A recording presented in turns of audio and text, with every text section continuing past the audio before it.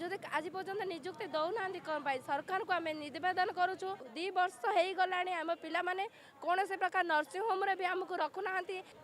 आम 4 दिन है ये बसिलुणु शीत ना खरा ना वर्षा ना राति दिन आम ये एकाठी करिकी राजरास्तार बसीचु ना मुंड उपर छात अच्छी ना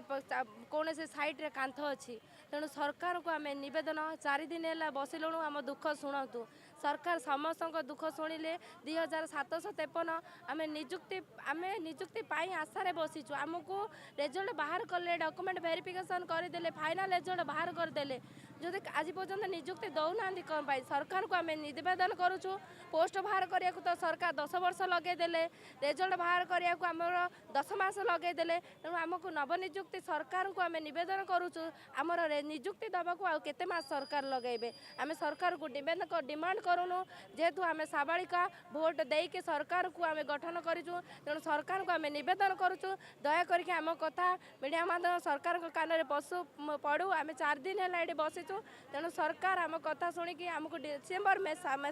सुधा आमको निजुक्ति दिंतु 2 वर्ष हो गला आम पिला माने कौन से प्रकार नर्सिंग होम रे भी आमको रखुना कहीं आम जेहेतु गोटे गवर्नमेंट अपॉइंटमेंट गवर्नमेंट स्टूडेंट हेलुणु गवर्नमेंट पाइलुणु तेणु से कहते तुम तो मसे पर छाड़देव तेणु तुम कौन पर रखू आज पर कौन से नर्सिंग होम रखुना प्राइवेट हस्पिटाल रखुना फाइनान्सियली बहुत प्रोब्लेम फेस करुँ सरकार को निवेदन करुँच यथाशीघ्र आमको डिसेम्बर मास सुधा आमको निजुक्ति दि जाऊ।